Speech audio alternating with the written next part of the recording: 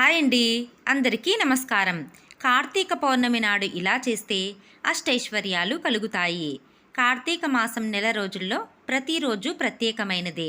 అయితే ఈ నెల రోజుల్లో కార్తీక పౌర్ణమి చాలా ప్రత్యేకమైనది.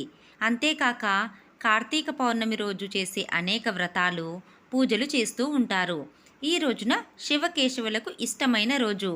కార్తీక పౌర్ణమి మహాశివరాత్రితో సమానం. మహాశివరాత్రి రోజు పూజలు చేస్తే ఎంత పుణ్యం వస్తుందో, కార్తీక పౌర్ణమి రోజు చేసే పూజల వలన కూడా అంతే పుణ్యం వస్తుంది. ఈ రోజున శివుని దగ్గర దీపాన్ని వెలిగిస్తే తెలిసి తెలియక చేసే పాపాలు అన్నీ నశిస్తాయి. కార్తీక పౌర్ణమి రోజున శివునికి రుద్రాభిషేకం, విష్ణువుకి ప్రియమైన సత్యనారాయణ స్వామి వ్రతం చేసిన వారికి సకల సంపదలు కలుగుతాయి. అంతేకాకుండా పౌర్ణమి రోజున కేదారేశ్వర స్వామి వ్రతం చేసుకుంటే ఎంతో మంచి జరుగుతుంది. ఈ రోజున దీపదానం చేస్తే పుణ్యం, ఐశ్వర్యం కలుగుతాయి. ఈ పవిత్రమైన రోజున చేసే అన్ని దానాలకు ఎంతో పుణ్యం లభిస్తుంది. ఈ ఒక్కరోజు దీపం వెలిగించడం వలన సంవత్సరమంతా దీపం వెలిగించినంత పుణ్యం వస్తుంది. కార్తీక పౌర్ణమి రోజున తెల్లవారుజామునే లేచి ఈ రోజున స్త్రీలు తలస్నానం చేసి పగలంతా ఉపవాసం ఉండి సాయంత్రం ఇంట్లో దీపారాధన చేసి గుడికి వెళ్ళాలి.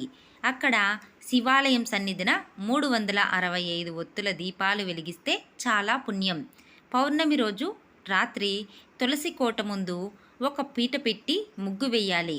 ఒక వెండి గిన్నెలో పాలు పోసి చంద్రకిరణాలు పడేటట్టు ఆ పీటపై పెట్టాలి.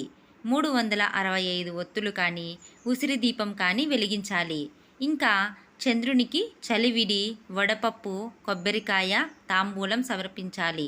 తులసి కోట వద్ద ఇలా చేసిన తర్వాత ఆ ప్రసాదాన్ని పలహారంగా తీసుకోవాలి. ఇలా చేయడం వలన కడుపుకి చల్లదనం, బిడ్డలకు రక్ష అని అంటారు. ఇలాంటి మరిన్ని వీడియోస్ కోసం వీడియోని లైక్ చేసి షేర్ చేయండి. అలాగే ఛానల్ని సబ్స్క్రైబ్ చేయండి. Thanks for watching friends.